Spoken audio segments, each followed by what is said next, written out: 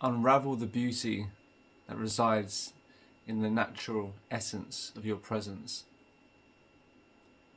Begin to let your effortless grace find its place in the here and now. When you consider your all as you confront yourself in the moment, you will begin to create from a sense of fulfillment and abundance. Consider the reality that it is not outside, but it's within where you find your greatest moments. Even when you feel weak and tired, it is still an opportunity to realize the great potentiality within you. Each moment is a gift to express and to come into contact with this power, this presence within us. And that even in moments when we feel down and tired and weak, they still present a quiet strength if we are open to receive it, if we are open to dive into ourselves ultimately, and to let go of escaping ourselves and finding strength in the world. For the strength that we that we look for in the world and gain in the world is short-lived and provides momentary relief from our weakened self, from our lackluster self. But these labels deny us the truth of the moment. They deny us the potentiality of the presence, of the power of our presence that contains our strength. Sometimes that strength is obvious, and sometimes that strength takes more consideration. It's harder to find, but it does not mean that it is not there.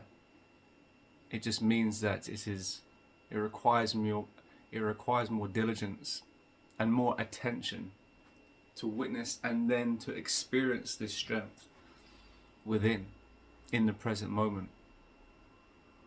It is always there. It is always waiting to be realized. It is always in the simplicity of the now. And so it is our task to trust this inner strength. In times when it is testing and we want to claim the world and we want to gain the world, because ultimately we're fighting something within us. If we can cease this fighting within us, we will cease to grab what comes into our life.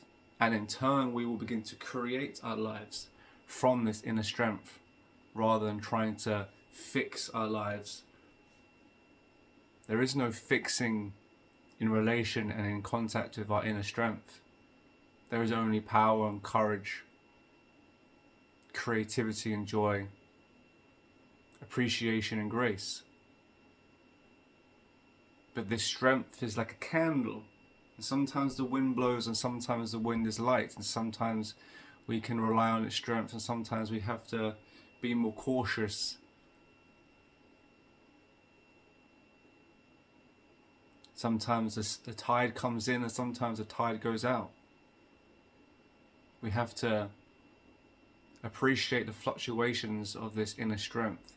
And sometimes it is obvious and sometimes it is less so.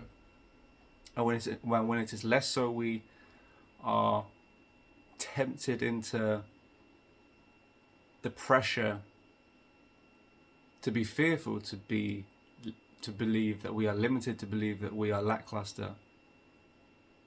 Though that is only a creative challenge, a creative opportunity to re-articulate the reality of the present situation. Because that strength is there still. And it requires or yearns for your attention and your appreciation. And your appreciation is done in action. And when you try and find yourself in the world, you try to fix your problems in the world, you send out clear instruction to this inner strength that you do not believe, that you will not reclaim, that you will not integrate, that you will not listen or heed to it, and in fact you have found better ways to exist than the inner strength within. And that message is loud and clear, not verbally but energetically, as it reverberates throughout your body into your spirit, and then comes back in fear, in limiting beliefs. You're always in communion with this inner strength. You're always messaging this inner strength, either rejecting it or accepting it.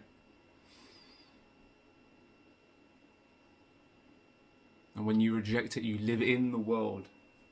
You exist to find solutions in the world, to fix the world. This is this very fixing that causes the problems, because the fixing is an action from a story that there is a problem, or that you are weak, that you are limited, that you are unable.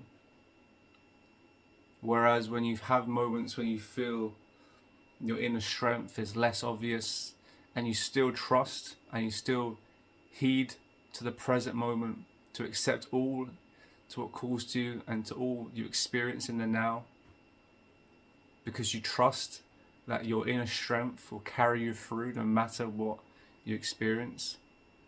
That is creating. That is abundance. That is joy.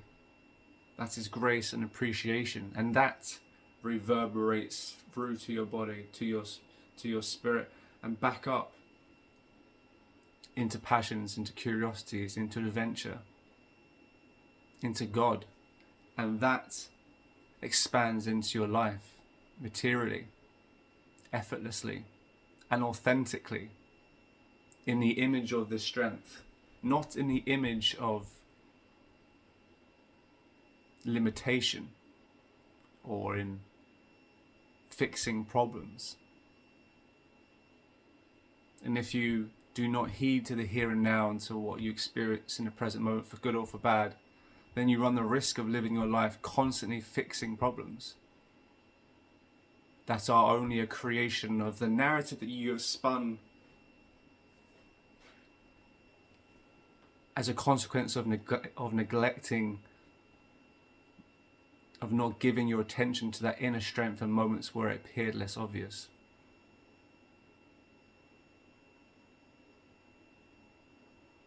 Sometimes the wind blows and sometimes it doesn't blow. Does that mean you no longer believe in the wind when it is not gusty? No. You know the wind will come around one time or another.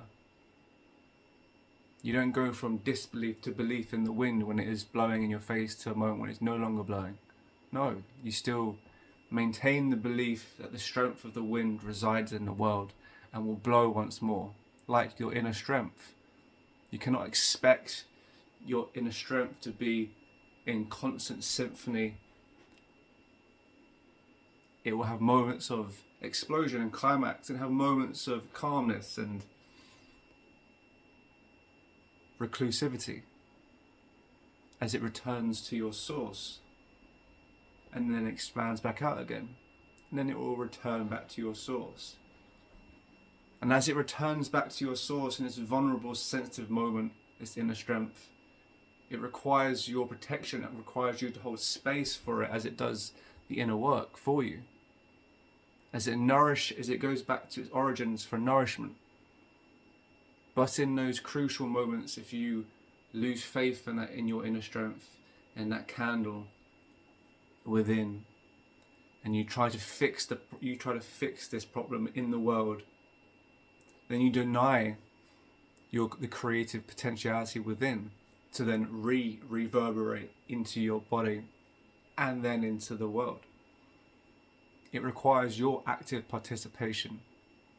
It requires you to believe when it is obvious and when it is less obvious. It is not an easy task. It is not meant to be easy, but it is certainly easier than living the rest of your life fixing problems in a constant state of disharmony, of disbelief ultimately. So, what will you choose?